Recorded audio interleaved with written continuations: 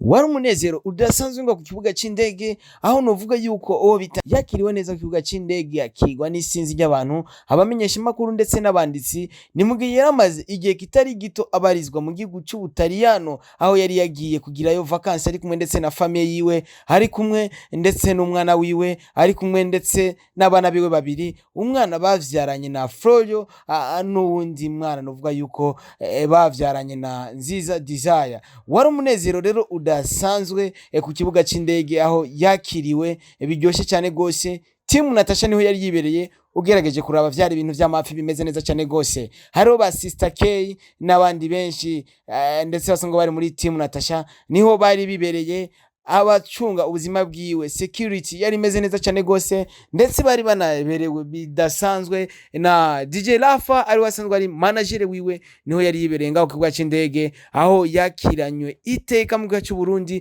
Ni mu gihe Natasha twe tumaze igihe kitari gito atabarizwa hano mu gihugu cy'u Burundi aho yari yagiye kugira ubuzima ndetse ari kumwe n'umuryango wiwe aho yari yagiye kugira ante kuryoherwa muri vacances iwabo n'umugabo iwabo na Florio asanzwe avuka mu gihugu c'Ubutaliyano aho yari yajanye n'umuryango wiwe bagenda gutembera ndetse ni Natasha twabonye vyinshi ari kumwe n'umuryango w'umugabo we hariya mu gihugu c'Ubutaliyano twabonye image menshi twabonye amasanamu menshi. Natasha Ngendabanka Queen of Stage na cyane muri music numwe mu bigeme bariko barakora cyane gose bariko barirondeza kugira umuziki w'u Burundi ubandanye gutera imbere umuziki w'abigeme hano mu gihugu cy'u Burundi ubandanye gutera imbere. Vyari ibintu bimeze neza na cyane inyuma yo kuja kumutegera ku kibuga c'indege twatiye dufata urugendo twerekereza ahantu novuga mu gatutu turafungura turajya turanywa. Vyari ibintu bimeze neza cyane gose. Wari umunezero udasanzwe kuri Team Natasha ndetse n'abakunzi biwe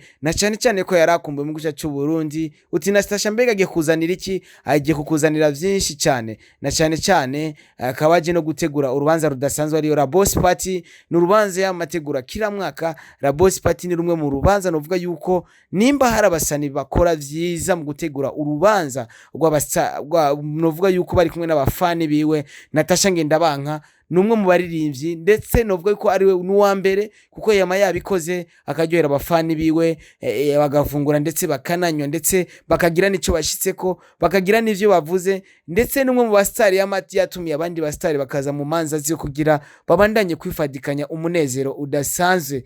Reka tuvuga ati Natasha Ngendabanka big up sana.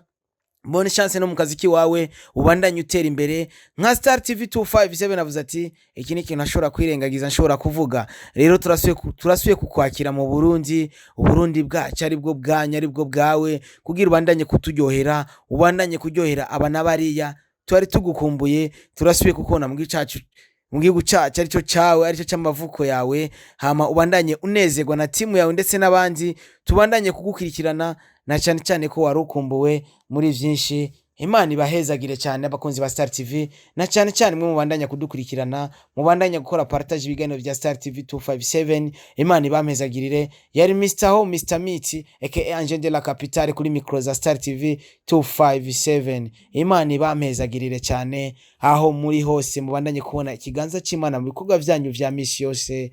Amen.